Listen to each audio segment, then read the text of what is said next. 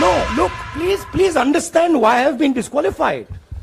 I've been disqualified because the Prime Minister is scared of my next speech. He's scared of the next speech that is going to come on Adani, right?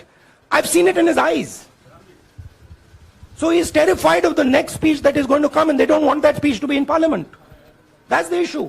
That is why, first the distraction, now the disqualification. Please don't be confused about this matter. ये Modi ji panic में आ गए कि बात निकल जाएगी, ये 20,000 करोड़ रुपए किसके हैं, डर गए, घबरा गए, इन्होंने पूरा सीक्वेंस शुरू कर दिया।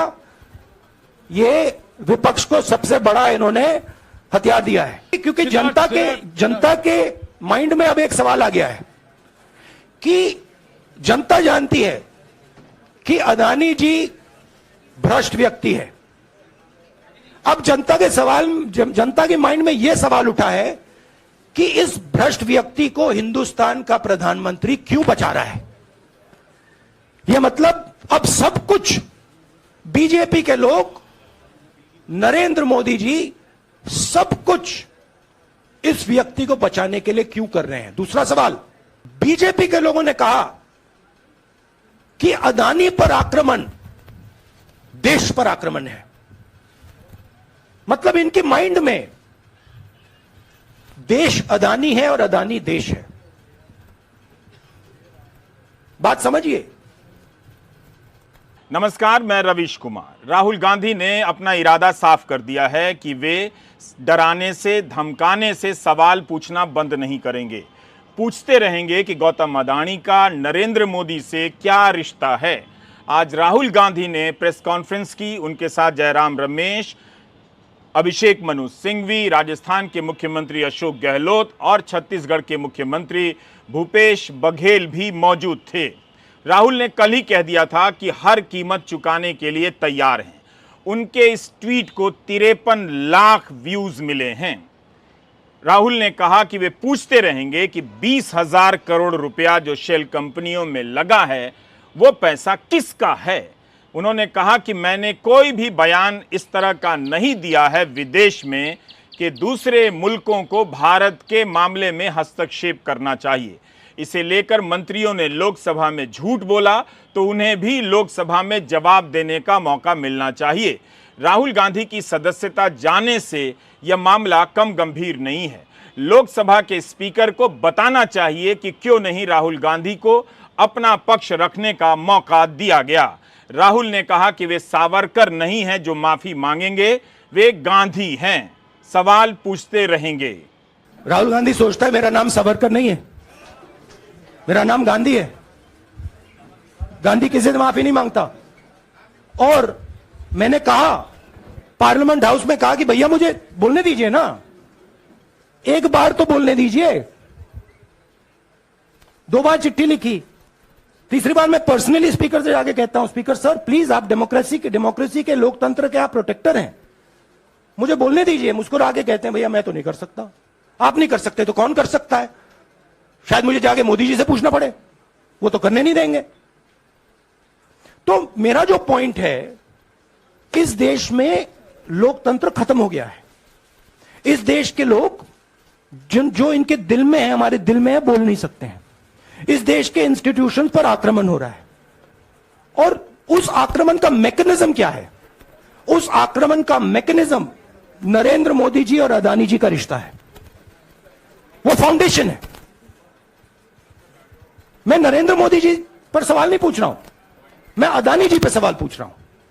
बीजेपी अदानी जी को क्यों प्रोटेक्ट कर रही है? आप नरेंद्र मोदी जी को प्रोटेक्ट कीजिए। मैं अदानी जी पे पूछ रहा हूं, आप अदानी जी को क्यों प्रोटेक्ट कर रहे हो? आप इसलिए अदानी जी को प्रोटेक्ट कर रहे हो क्योंकि आप ही अदानी हो। इस तरह से खुली प्रेस कॉन्फ्रेंस में किसी नेता को बोलते देख प्रधानमंत्री नरेंद्र मोदी की कमी बहुत महसूस हुई। न जाने वे क्या सोचते होंगे, ये तो अक्षय कुमार ही बता सकते हैं। 9 साल हो गए, उन्होंने एक भी इस तरह की खुली प्रेस कॉन्फ्रेंस नहीं की है। बीजेपी के नेता कभी इस बात पर गर्व किया करते थे कि उनके प्रवक्ता धुआंधार बोलते हैं, सभी सवालों के जवाब देते हैं और उनके नेता बोलने के मामले में किसी से भी अव्वल हैं। लेकिन 2014 के बाद से प्रधानमंत्री नरेंद्र मोदी ने इस तरह से एक भी प्रेस कॉन्फ्रेंस, खुली प्रेस कॉन्फ्रेंस नहीं की है। इसलिए मैं कहता हूं कि पत्रकारिता के इतिहास में अक्षय कुमार का नाम ऐतिहासिक पत्रकार के रूप में दर्ज किया जाना चाहिए। राहुल आज की प्रेस कॉन्फ्रेंस में दनादन बोले जा रहे थे। उनके चेहरे पर सांसदी जाने की शिकन तक नजर नहीं आ रही थी। उन्होंने कहा कि अदानी को लेकर सवाल से बीजेपी और मोदी दोनों घबरा गए हैं, इसलिए जो नहीं बोला उसका बखेड़ा खड़ा कर रहे हैं। मैंने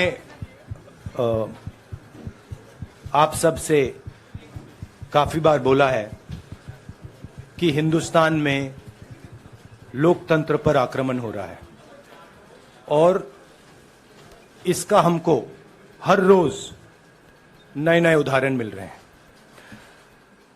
सवाल मैंने एक ही पूछा था,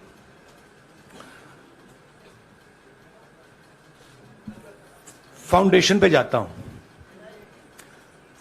अदानी जी की शेल कंपनीज हैं,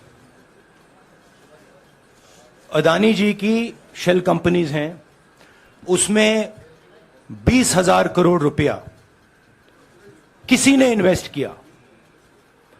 अदानी जी का पैसा नहीं है, का पैसा नहीं है। अदानी जी का इंफ्रास्ट्रक्चर बिजनेस है, पैसा किसी और का है।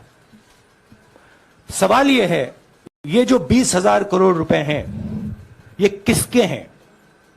ये सवाल मैंने पूछा। मैंने पार्लियामेंट हाउस में प्रूफ देके, जो मीडिया रिपोर्ट से मैंने निकाला, अदानी जी और नरेंद्र मोदी जी के रिश्ते के बारे में डिटेल में बोला। रिश्ता नया नहीं है, रिश्ता पुराना है। जब नरेंद्र मोदी जी गुजरात के सीएम बने थे, तब से रिश्ता है और उसके बहुत सारे पब्लिक प्रूफ्स हैं।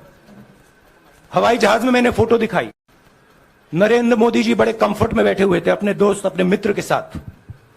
पार्लियामेंट में मैंने दिखाई। यह सवाल मैंने पूछा। फिर मेरी स्पीच को एक्सपंज किया गया। राहुल ने यह भी कहा कि वे अपने संसदीय क्षेत्र वायनाड की जनता को पत्र लिखेंगे और बताएंगे कि उनके दिल में क्या है। उन्हें इस बात से फर्क नहीं पड़ता कि